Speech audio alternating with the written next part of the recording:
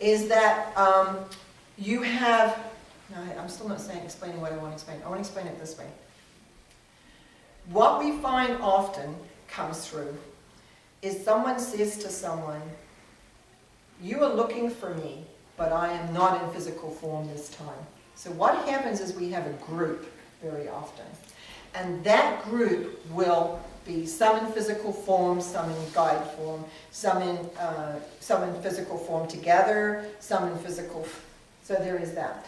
We're all born with one specific person who works with you. Now, I always lifetime after lifetime. But I don't know about that lifetime after lifetime because I think it's usually a working guide with you Is in this lifetime.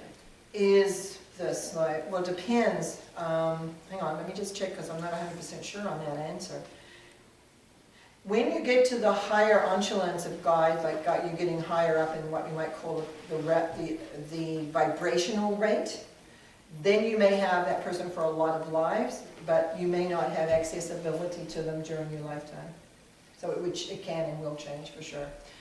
But if you want to really understand how guides work, read the Education of Oversoul 7 by Jane Roberts. I mentioned that in the past life regression yesterday too, because it really is a good one to really understand how guides are also learning. I have found over the years people will come in and they'll say, well, my guide said, as though it's gospel, but they've never checked to see how evolved their guide is.